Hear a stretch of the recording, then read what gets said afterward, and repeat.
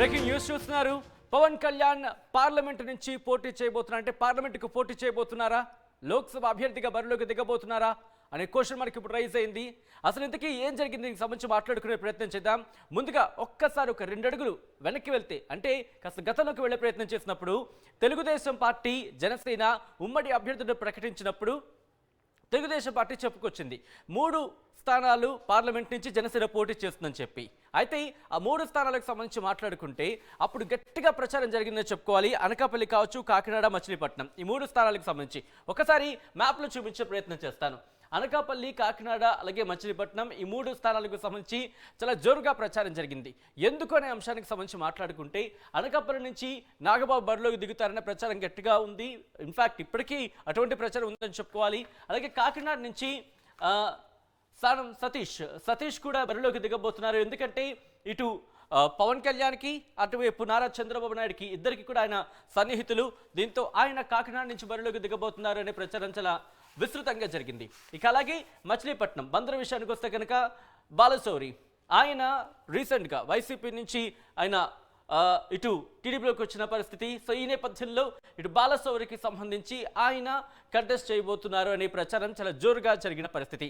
ఈ నేపథ్యంలో సినారియో ఏ విధంగా మారే అవకాశం ఉంది అనే అంశానికి సంబంధించి మాట్లాడుకున్నప్పుడు ఇక్కడే అసలు ట్విస్ట్ చోటు చేసుకుంది. ఎందుకంటే పొత్తులకు సంబంధించి చర్చలు జరిగాయి. తెలుగుదేశం పార్టీకి, జనసేనకు, అలాగే బీజేపీతో చర్చలు జరిగినప్పుడు అక్కడే లెక్కల్లో కాస్త డిఫరెన్సెస్ వచ్చాయనే మాట చాలా గట్టిగా వినిపిస్తోంది. ఎందుకంటే ముందుగా మనం చెప్పుకున్నట్టు గత కొన్ని రోజులుగా 5 పార్లమెంటు, 9 అసెంబ్లీ బీజేపీ అడుగుతోంది అనే ప్రచారం జోరందుకుంది. కానీ ఆ తర్వాత 6 పార్లమెంటుకి సంబంధించి పట్టుబడుతోంది అనే మాట వినిపిస్తున్న సందర్భంలో ఇదే అంశానికి సంబంధించి ఉదయం నుంచి ఆర్టీవీ చెబుతూ వస్తోంది. చంద్రబాబు ఈ అంశానికి సంబంధించి ఒకవేళ బీజేపీతో సీట్ షేరింగ్ కావచ్చు, క్లారిటీ విషయానికి సంబంధించి 30 అసెంబ్లీ స్థానాలకి, అలాగే పార్లమెంటు విషయంలో కూడా జనసేన, బీజేపీ కలిపి వాటిని అడ్జస్ట్ చేసుకోవాలి అంటూ కూడా చెప్పిన సందర్భంలో పవన్ కళ్యాణ్ ఇప్పుడు బీజేపీతో ఆ పొత్తు అంశానికి సంబంధించి, సీట్ల షేరింగ్ అంశానికి సంబంధించి మాట్లాడుకున్నప్పుడు ఒక సీటు అంటే 5 కాదు 6 అడుగుతున్నప్పుడు ఆ ఒక్క సీటు బీజేపీ అడుగుతున్న నేపథ్యంలో ఈ 3 అంటే జనసేనకు సంబంధించిన ఈ 3 ఏ సీటు త్యాగం చేయబోతోంది జనసేన, ఎవరు త్యాగం చేయబోతున్నారు అనే ఉత్కంఠ నెలకొంది. ఇక రెండో విషయం ఏంటంటే పవన్ కళ్యాణ్ని పార్లమెంటు బరిలోకి దిగాలి, లోక్సభ అభ్యర్థిగా బరిలోకి దిగాలని చెప్పి అమిత్ షా పవన్ కళ్యాణ్కి సూచించినట్టుగా తెలుస్తోంది. సో ఈ నేపథ్యంలో అప్పుడు 3 నుంచి 2 అయిపోయాయి. అంటే ఈ 3 అనుకుందాం, సపోజ్ 3 నుంచి అక్కడ బీజేపీ 6 అడిగిన నేపథ్యంలో ఇక్కడ 1 తగ్గే అవకాశం కనిపిస్తుంది. అప్పుడు ఈ 3 ఏదో ఒకటి ఏ 2 అనుకుందాం. ఈ 2 కూడా పవన్ కళ్యాణ్ కనుక బరిలోకి దిగితే ఏ 1 మాత్రం మిగిలే అవకాశం ఉంది. అంటే ఇద్దరు త్యాగం చేస్తున్న పరిస్థితి. సో ఇటువంటి సినారియో మారే అవకాశం కనిపిస్తోంది. అసలు ఏం జరుగుతోంది, ఏం జరగచ్చు తెలుసుకునే ప్రయత్నం చేద్దాం. మా ప్రతినిధి కృష్ణమోహన్ అప్డేట్స్ అందించేందుకు లైవ్లో జాయిన్ అవుతున్నారు. కృష్ణమోహన్ చాలా ఇంట్రెస్టింగ్ ఆస్పెక్ట్ అనేది చెప్పుకోవాలి. పొత్తుల అంశం తెర మీదకి వచ్చినప్పుడల్లా కొత్త అంశాలు తెర మీదకి వస్తున్న నేపథ్యం. సో ఇప్పుడు పవన్ కళ్యాణ్ పార్లమెంటు బరిలోకి దిగబోతున్నారా? ఇన్ఫాక్ట్ అమిత్ షాతో ఎటువంటి డిస్కషన్స్ జరిగాయి? సత్యన, యాక్చువల్ గా ఇదే విషయాన్ని ఆర్టీవీ వారం రోజుల ముందు ఎక్స్క్లూజివ్ గా ఒక రిపోర్ట్ ఇచ్చింది. పవన్ కళ్యాణ్ ఈసారి ఎంపీగా బరిలో దిగాలనే యోచన చేస్తుంది, బీజేపీ ఒత్తిడి చేస్తోందని మొట్టమొదటిసారిగా ఆర్టీవీ వ్యవహారాన్ని ముందుగా చెప్పిన పరిస్థితి అయితే ఉంది. ఆ తర్వాత అసెంబ్లీకి కూడా అతను అంచనా వేసుకుంటున్నారు. అయితే ఇప్పటికే ఆ సీటు వ్యవహారంలో అనకాపల్లిలో ఉన్న నాగబాబుని అంతకుముందు ఎంపీ నుంచి పోటీ చేయాలనుకుంటున్నారు. కానీ ఆ ఎంపీని నాగబాబుకి ఇవ్వట్లేదు. బహుశా అనకాపల్లి నుంచే పవన్ కళ్యాణ్ రంగంలో దిగే అవకాశం ఉంది అనే వ్యవహారాన్ని దాదాపుగా వారం రోజుల ముందు ఆర్టీవీ ఎక్స్క్లూజివ్ గా చెప్పిన పరిస్థితి. సో సేమ్ సినారియా ఈ రోజు ఢిల్లీలో ఇదే వ్యవహారాన్ని ఇప్పుడు అమిత్ షా ముందుకు పెట్టిన పరిస్థితి అయితే ఉంది. అమిత్ షా క్లియర్ గా చెప్తున్నారు పవన్ కళ్యాణ్ మీరు ఎంపీ నుంచి పోటీ చేయండి, అంటే ఎన్డీఏకి అవసరమైన ఏదైతే ఎంపీల స్థానం ఉందో ఆ స్థానం మాకు అండగా ఉంటుంది, అవసరమైతే మీకు మంత్రి పదవి ఇస్తాం. అలాగే ఇక్కడ తెలుగుదేశం కూటమి గాని అధికారంలో వస్తే ఈ తెలుగుదేశం కూటమి మీద కూడా మీకు అజమాయిషీ ఉండే విధంగా మీకు ఒక మంచి క్యాడర్ ని, ఒక మంచి పోస్ట్ ని క్రియేట్ చేసేదానికి అవకాశం ఉంటుంది. కాబట్టి మీరు ఖచ్చితంగా ఎంపీగా పోటీ చేయండి అనేది అమిత్ షా చెప్తున్న పరిస్థితి. ఇది వారం రోజుల ముందే ఎక్స్క్లూజివ్ గా ఆర్టీవీ ఇచ్చిన పరిస్థితి అయితే మనం మర్చిపోకూడదు. ఇదే వ్యవహారాన్ని ముందుగా చెప్తాం. సో ఇప్పుడు నెక్స్ట్ ఇప్పుడు పొత్తులో భాగంగా 3 ఎంపీ సీట్లు వీళ్ళు ముందుగానే ప్రకటించారు. ఒకటి అంటే 3 స్థానాలు చెప్పారు. దాంట్లో దాదాపుగా ప్రచారంలోకి వచ్చిన 3 పేర్లు, ఒకటి బాలశౌరి మచిలీపట్నం నుంచి, కాకినాడ నుంచి సానా సతీష్, మూడవది అనకాపల్లి నుంచి నాగబాబు. సో ఈ మూడింట్లో ఇప్పుడు 2 సీట్లకే పరిమితి చేయ పరిస్థితి ఉంది. ఎందుకంటే బీజేపీ 6 ఎంపీ సీట్ల వ్యవహారంలో ఖచ్చితంగా గట్టిగా అడుగుతోంది. తమకు ఆ సీట్లు కావాల్సిందే అంటుంది. సో వీళ్ళు కూడా ఇప్పుడు 8 సీట్ల కంటే ఎక్కువ ఇవ్వలేమని తెలుగుదేశం చెప్తున్న నేపథ్యంలో బీజేపీ జనసేన మధ్య ఉన్న పొత్తులో భాగంగా ఇప్పుడు పవన్ కళ్యాణ్ తనకున్న 3 స్థానాల్లో ఒక స్థానాన్ని త్యాగం చేయాల్సిన పరిస్థితి వస్తుంది. సో ఇప్పుడు 2 స్థానాలు ఉంటాయి. మిగిలిన 2 స్థానాల్లో నిజంగానే ఒకవేళ అతను ఎంపీగా పోటీ చేయాలని బీజేపీ ఒత్తిడి చేస్తే, మరి పవన్ కళ్యాణ్ ఎంపీగా పోటీ చేసే పరిస్థితి ఉంటే, ఎంపీగా పోటీ చేస్తే ఆ ఎంపీ స్థానంలో ఆయన ఎక్కడి నుంచి పోటీ చేయాలి? కాకినాడ నుంచి చేయాలా, లేదు బందర్ నుంచి చేయాలా, లేదు అనకాపల్లి నుంచి చేయాలా? నాకున్న సమాచారం అయితే మొదటి నుంచి అతను అనకాపల్లి మీదనే ఒక సర్వే కూడా చేయించుకుంటారని ఒక సమాచారం ఉంది. అందుకే బిఫోర్ వారం రోజులు ముందుగానే నాగబాబు ఆ ఇల్లు కూడా, అంటే అక్కడ ఒక ఇల్లు చూసుకుని ఆయన అనకాపల్లి ఎంపీగా నుంచి పోటీ చేయాలని ఒక ప్రారంభించారు అనుకున్నారు. ఆ ఇంటిని కూడా తన స్నేహితుడు ఇల్లుని కూడా ఖాళీ చేసే సామాన్లన్నీ తీసుకుని హైదరాబాద్కి వెళ్ళిపోయిన పరిస్థితి. అంటే ఖచ్చితంగా పవన్ కళ్యాణ్ ఆ సీటు మీద దృష్టి పెట్టారు. దాని మీద పూర్తి స్థాయిలో సర్వే జరిగింది. ఇక మిగిలిన 2 ఇంపార్టెంట్ 2 కూడా ఇద్దరు వ్యక్తులు, బాలశౌరి కావచ్చు, సానా సతీష్ కావచ్చు, వీళ్ళిద్దరు కూడా పవన్ కళ్యాణ్కి అత్యంత సన్నిహితులు. సో ఈ ఇద్దరిలో ఎవరు ముందుకు వెళ్ళాలి? మచిలీపట్నం సీటుకి వెళ్తారా, లేదు కాకినాడకి వెళ్తారా? ఈ అంశాన్ని మాత్రం చాలా గట్టిగా ఇప్పుడు ఈ మల్లగుల్లాలు అయితే ఖచ్చితంగా ఇప్పుడు ఈ పరిస్థితిలో పడే పరిస్థితి అయితే ఉంది.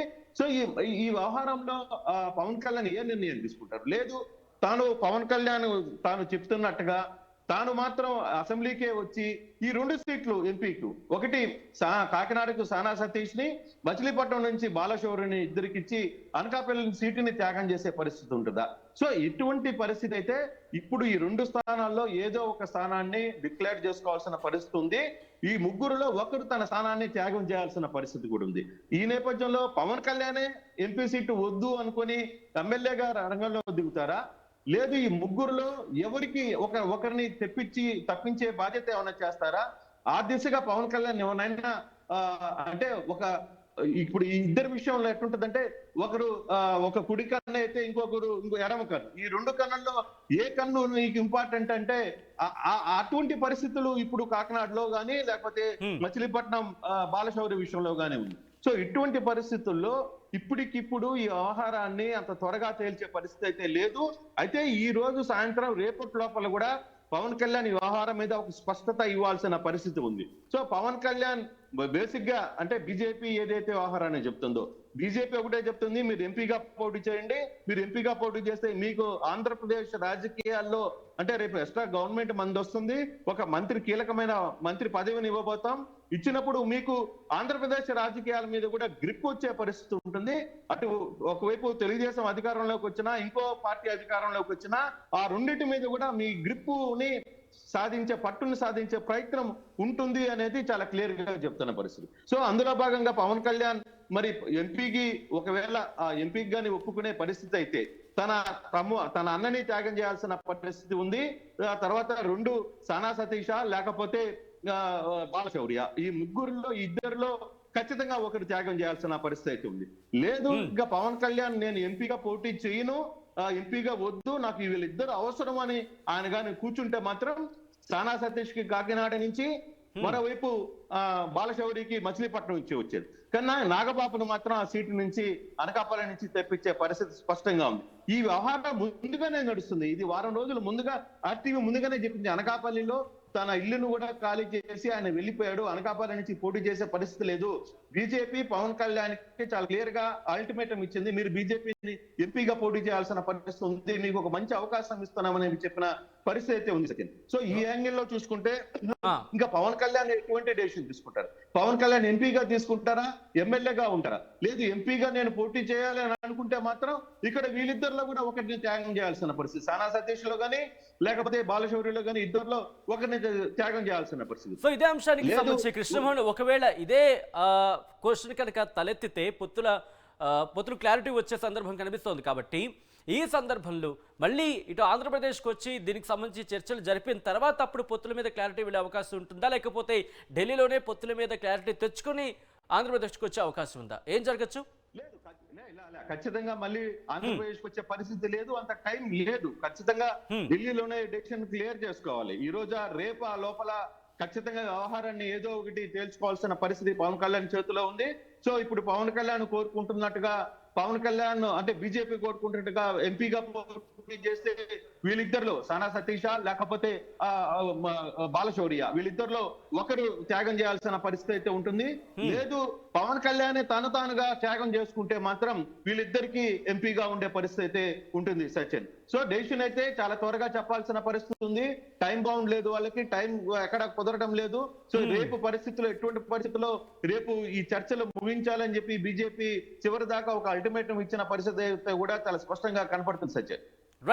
Right Krishnamohan, thanks for the update. So మొత్తంగా అయితే మాత్రం ఒక ఇంట్రెస్టింగ్ సినారియోనే చెప్పుకోవాలి. ఏం జరగబోతుంది అనే ఒక ఉత్కంఠ మాత్రం కొనసాగుతుంది. ఎందుకంటే ఇటు అనకాపల్లి నుంచి నాగబాబు ఆయన బరిలోకి దిగుతారు, లోక్సభకు అనే ప్రచారం జరిగింది. కాకినాడ నుంచి సానా సతీష్కి సంబంధించినటువంటి ప్రచారం జరిగింది.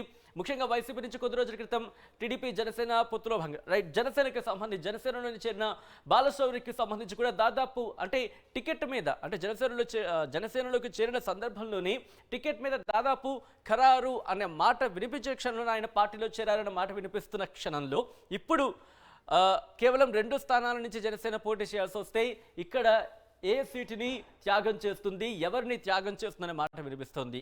దట్టు పవన్ కళ్యాణ్ కూడా లోక్సభ బరిలోకి దిగితే ఆ రెండిట్లో ఒక స్థానం నుంచి ఇద్దరు ఎవరు అనే అంశానికి సంబంధించి ఆ ఇద్దరు ఎవరు త్యాగం చేస్తారని క్వశ్చన్ మార్క్ కూడా ఇక్కడ వినిపిస్తోంది. సో ఏం జరగబోతుందనే ఒక ఉత్కంఠ మాత్రం కొనసాగుతోంది.